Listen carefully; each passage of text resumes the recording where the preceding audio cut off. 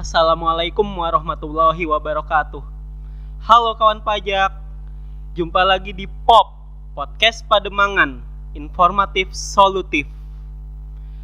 Kawan pajak, Podcast Pademangan ini selalu menyajikan tema-tema yang trending dan menarik, tentunya di bidang perpajakan.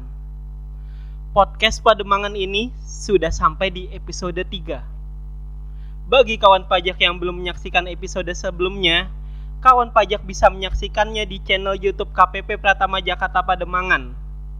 Dan jangan lupa kasih komentar, like, dan subscribe. Kawan pajak, pada podcast kali ini kita akan membahas mengenai SPT tahunan, ya.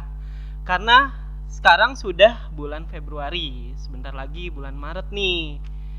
Biasanya bulan Maret itu kan baik dari wajib pajak maupun pihak KPP sudah sibuk nih masalah pelaporan atau penerimaan SPT tahunan, ya. Yang tentunya di situ ya ada beberapa permasalahan, ya.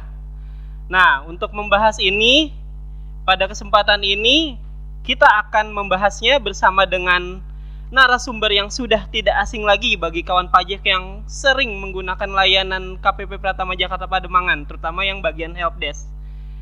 Ya, kali ini saya ditemani oleh Mbak Westi Priyanti. Ya, Mbak Halo. Westi Priyanti, ya. Halo Mas Farizal, halo kawan pajak, apa kabar nih? Mas Wah. Farizal, apa kabar nih? Alhamdulillah sehat. Mbak Westi gimana? Sehat, Mbak? Alhamdulillah sehat, semuanya sudah mulai PPKM udah mulai longgar kan ya, Mas ya? Alhamdulillah, Ya. iya. Mbak Westi, Masya Allah nih Mbak Westi, di sela-sela kesibukannya masih meluangkan waktunya untuk bersama saya hadir di hadapan kawan pajak semua. Iya. Ya. Tentu saja untuk edukasi wajib pajak kita selalu ada waktu untuk memberikan bagaimana sih cara melakukan pelaporan SPT tahunan dan kewajiban perpajakan lainnya, Mas. Masya Allah, ya. Terima kasih Mbak Westi. Ya. Oke, Mbak Westi, mungkin langsung aja ya kita Ya. ke pembahasan ya. Oke, ya baik. Ya, gini Mbak Westi, ini ya SPT tahunan ini kan kalau saya perhatikan ya, ini udah rutin tiap tahun gitu, tiap tahun. Betul. Cuma mungkin baik dari sisi kawan, terutama dari sisi kawan pajak nih ya, sisi kawan pajak yang namanya pelaporan tahunan setahun sekali, mungkin kawan pajak perlu istilahnya untuk diingatkan kembali gitu mengenai pelaporannya bagaimana gitu, Ya. terutamanya ya. Betul. Cuma gini, apalagi ini mungkin ada kawan pajak yang baru punya NPWP ya, baru bergabung di keluarga besar wajib pajak Negara Kesatuan Republik Indonesia nih. Ya, mungkin ada baiknya saya mau tanya dulu nih ke Mbak Westi, fundamennya dulu ya mengenai definisinya nih. Oke. SPT tahunan tuh apa sih tuh gitu? Ya, baik. Jadi Mas Fahrizal dan kawan pajak Pademangan semuanya, yang dimaksud dengan SPT tahunan, SPT itu sendiri adalah surat pemberitahuan tahunan.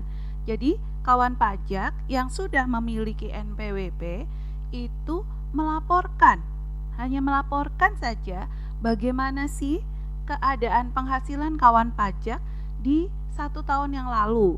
Di tahun misalnya apabila sekarang tahun 2023, maka kawan pajak melaporkan penghasilan kawan pajak di tahun 2022 yang lalu gitu. Jadi nanti sebenarnya kalau kewajiban memiliki NPWP itu ada pertama menghitung, membayar pajak dan melaporkannya. Ya, di sini kawan pajak yang paling utama adalah melaporkannya. Karena tidak semua NPWP itu wajib melakukan pembayaran, tapi yang paling wajib adalah melaporkan SPT tahunan. Jadi SPT, surat pemberitahuan ini merupakan sarana nih bagi wajib pajak untuk melaporkan bagaimana keadaan wajib pajak pada tahun pajak tersebut. Wah, oke. Jadi ini tadi yang saya cermati benar-benar adalah kata wajib nih ya, wajib. Iya, Ya, wajib. wajib. Oke, mungkin kalau wajib kita sepakat ya wajib. Kemudian Oke nih, kawan pajak udah paham nih bahwa ini wajib disampaikan. Kemudian apa sih yang gimana mesti disiapkan wajib pajak nih dalam melakukan pelaporan ya supaya pelaporannya benar gitu. Ya, jadi kewajiban ini kenapa kami mewajibkan? Karena ini sudah diatur dalam undang-undang ya, kawan pajak. Jadi wajib lapor itu sudah diatur dalam undang-undang dan melaporkannya itu tidak asal-asalan kawan pajak. Jadi harus seperti yang Mas Farizal tadi jelaskan, semuanya itu apa yang dilaporkan adalah dengan benar, lengkap dan jelas kawan pajak.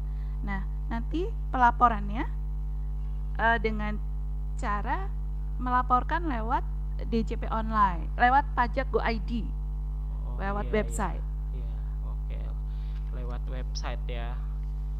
Yang Ya. diisikan apa aja nih yang harus disiapkan? Yang harus disiapkan. Oke. Baik, jadi sebelum menyiapkan SPT tahunan, kawan pajak saya ingin menjelaskan dulu tentang jenis-jenisnya Mas Fahrizal. Iya. Jadi hari ini kita membahas khusus tentang orang pribadi. Oh iya, orang pribadi dulu Ya, ya. orang pribadi dulu. Yang harus kawan pajak semua harus mengetahui dulu kegiatan usahanya kawan pajak itu apa, karena penghasilannya dari mana. Nanti itu akan mempengaruhi jenis pelaporan SPT yang harus kawan pajak laporkan.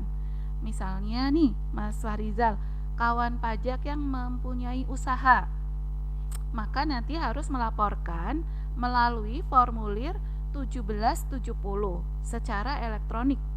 Nah, apabila kawan pajak yang bekerja sebagai pegawai di perusahaan dan memiliki penghasilan bruto selama 1 tahun lebih dari 60 juta, maka kawan pajak bisa memilih formulir 1770S.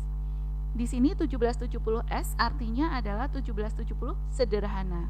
Nah, nanti yang ketiga nih, bagaimana dengan kawan pajak yang penghasilannya selama 1 tahun, penghasilan brutonya selama 1 tahun belum mencapai 60 juta, maka kawan pajak bisa melaporkan melalui SPT formulir jenis 1770 SS.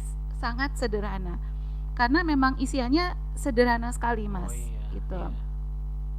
Kemudian nanti mengenai masalah apa saja yang harus disiapkan, kawan pajak tentu saja bagi yang pengusaha nih Mas Farizal ya. Oh iya, Mbak. Bagi yang pengusaha ataupun yang melakukan pekerjaan bebas yang mengisi formulir 1770, maka harus membuat rekapitulasi penghasilannya selama 1 tahun, membuat sendiri, kemudian nanti untuk dilaporkan. Apabila kawan pajak yang bekerja sebagai karyawan dan berpenghasilan di atas 60 juta, kawan pajak harus menyiapkan bukti potong dari perusahaan. Nanti minta bukti potongnya dari perusahaan. Nah, selain itu, bagi kawan pajak yang penghasilannya kurang dari 60 juta bisa juga menyiapkan bukti potong. Selain itu Mas Fahrizal, Iya, Mbak. juga bisa menyiapkan kartu keluarga gitu, EVIN Oh iya. dan kartu keluarga. Oke, menyiapkan kartu keluarga. Kartu keluarga itu untuk sebagai ini ya, kan ada istilah PTKP itu ya. Betul. Penghasilan tidak kena pajak sebagai bukti pendukungnya bahwa memang jumlah tanggungannya segitu gitu mungkin ya Mbak ya. Betul Mas Fahrizal. Iya. Dan kelupaan nih Mas Fahrizal. Oh, iya. Jadi selain KK, kita juga harus menginventaris hartanya kita tuh apa aja. Iya, harta. Oke. Karena nanti di SPT tahunan ditanyakan harta. Oh iya. Nah, nanti dirinci hartanya apa saja. Gitu. Oke. Dan ada juga daftar utang ya Mas Fahrizal. Oh, Kalau iya. punya utang nanti kawan pajak bisa melaporkan utangnya juga di SPT tersebut. Oh iya. Kalau misalnya hartanya banyak gitu terus utangnya hartanya banyak ya, terus tiap tahun mesti input terus gitu, gimana Mbak? Harus nginput segitu banyaknya gitu? Oh, enggak perlu khawatir kawan pajak. Oh, Jadi iya. apabila sudah pernah dilaporkan sebelumnya nanti misalnya tahun 2021 nih sudah melaporkan eh, 10 harta, 10 jenis item harta ya. Kemudian nanti di tahun 2022, di tahun 2000 selanjutnya, kawan pajak akan ada penambahan harta lagi sebanyak 3 item.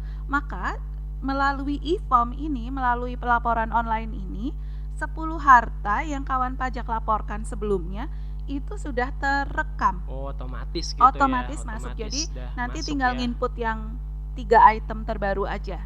Oh iya. Gitu. Otomatis jadi kawan pajak tuh.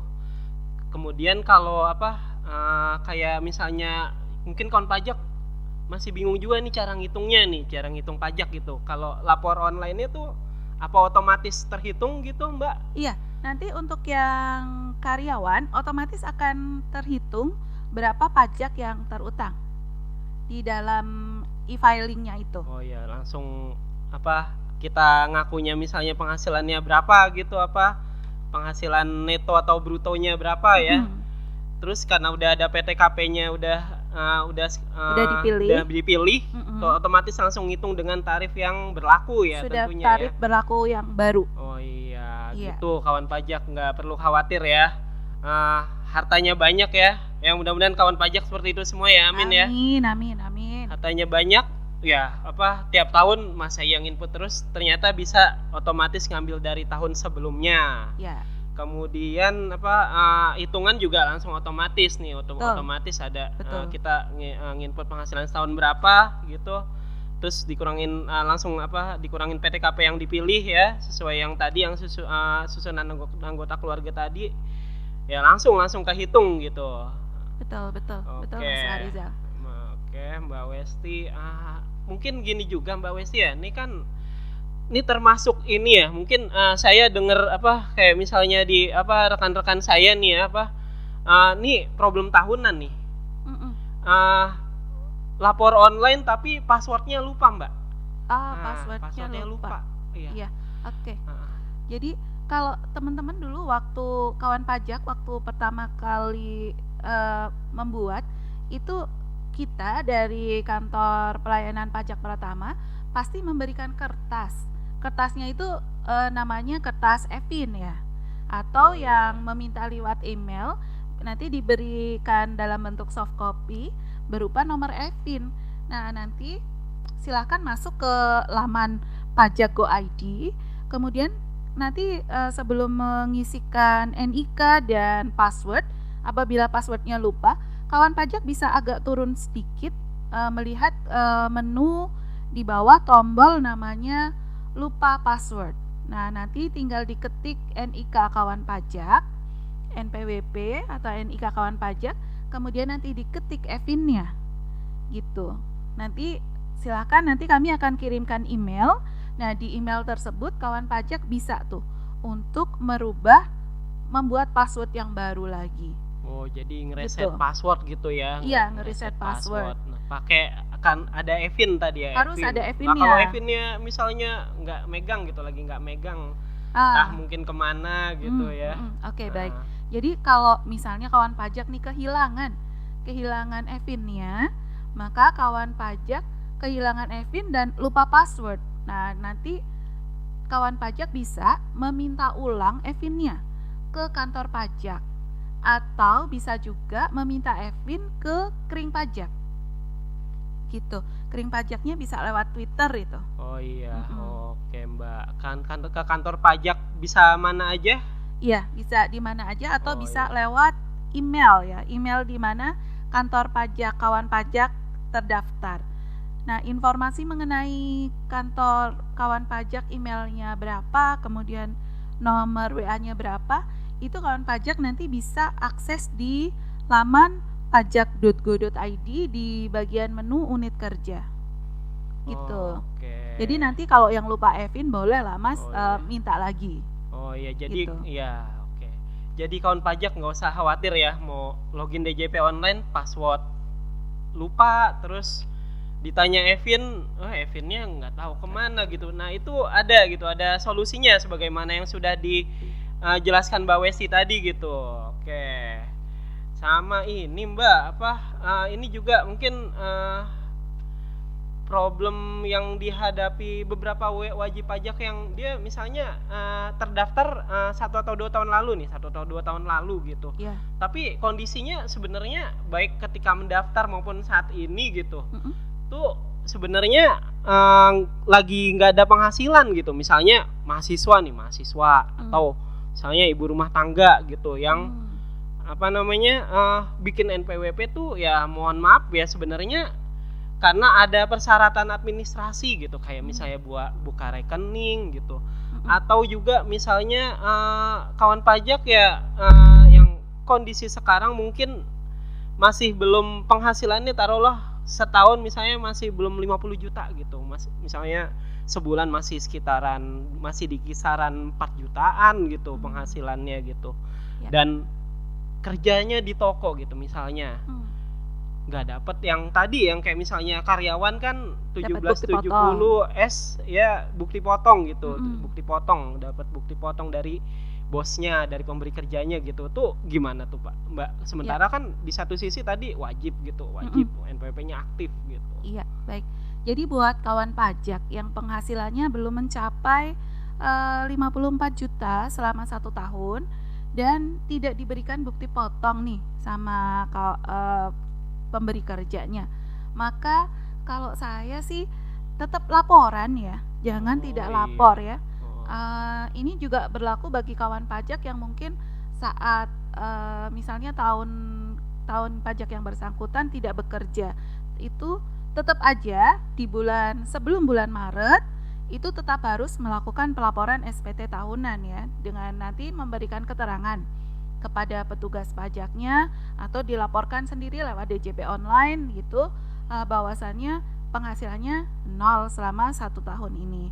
Atau bagi yang penghasilannya masih di bawah 54 juta dan tidak mendapatkan bukti potong dari pemberi kerja, kawan pajak bisa laporan di DJP online di menu e-filing, di menu lapor, kemudian klik gambar e-filing. Nanti kawan pajak akan diminta untuk menjawab pertanyaan. Nah, nanti di bagian pertanyaan yang penghasilannya selama 1 tahun kurang dari 60 juta, kawan pajak klik iya. Nah, nanti akan langsung muncul 1770, sangat sederhana.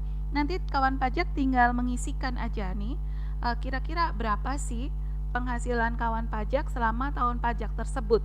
Nanti dituliskan di bagian nomor 1. Di bagian tersebut melalui formulir 1770, sangat sederhana gitu Mas Farizal. Oke, nah wajib ya tadi ya. Nah yang namanya wajib biasanya ada jangka waktunya nih, dan denger sih 31 Maret ya, 31 Maret Betul. 2023 untuk yang lapor tahun lapor 2022 ya. Iya.